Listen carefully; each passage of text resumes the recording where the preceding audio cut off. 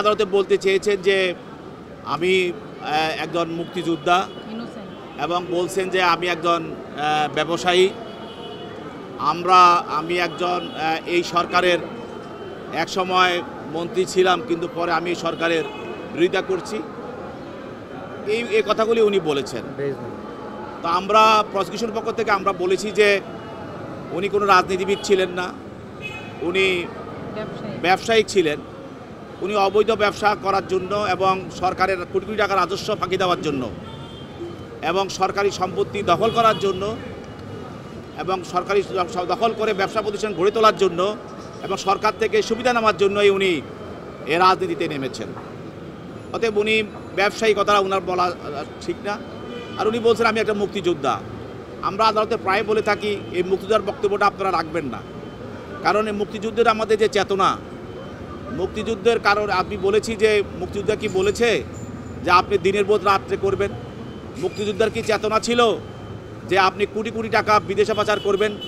মুক্তিযুদ্ধের কি চেতনা এই ছিল যে আপনি রাজপথে ছাত্রদেরকে গুলি করে গণতন্ত্রের জন্য, অধিকারের জন্য, তাদের কোটা অধিকারের জন্য তাদেরকে আপনি কোটা বিরোধী অধিকারের জন্য তাদেরকে আপনি গুলি করে হত্যা করবেন?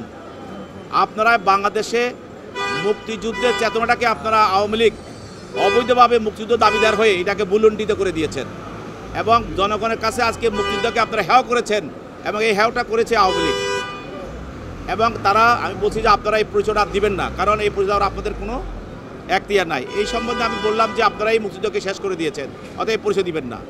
আরেকটা কথা হলো যে উনি বলছেন যে আমি হাসিনার পক্ষে ছিলাম না, এ কথাটা আমরা বলছি উনি মিথ্যা বলেছেন। ওনার টিভি মোহনা টিভি সারাক্ষণ এই বৈষম্যবিরোধী ছাত্র আন্দোলনের বিরুদ্ধেই তাদের বক্তব্য ছিল এবং আমি বলছি যে যারা হাসিনার শাসন আমলে, ফ্যাসিস্টের আমলে যারা বিভিন্ন সময় হাসিনার বিরুদ্ধে কথা বলেছে তাদের হয় মন্ত্রিত্ব চলে গেছে অথবা তারা জেলে গেছে।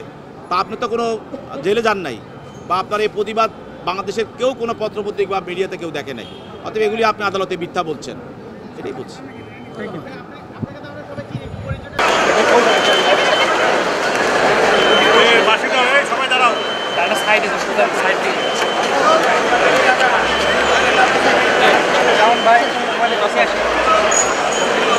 আমাদের যাইতে দিন ভাই।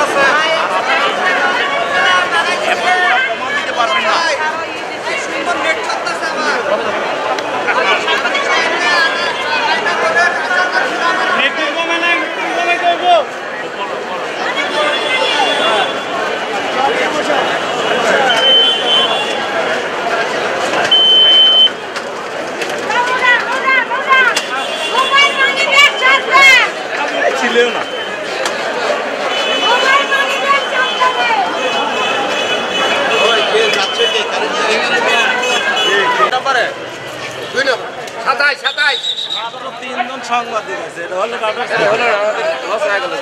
লস।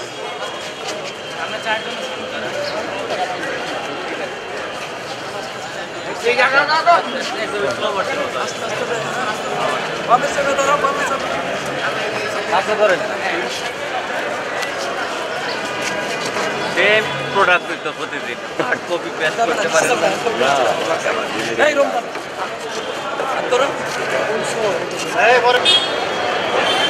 সব নাম সে আপনি স্পিক করাও, আপনি করাও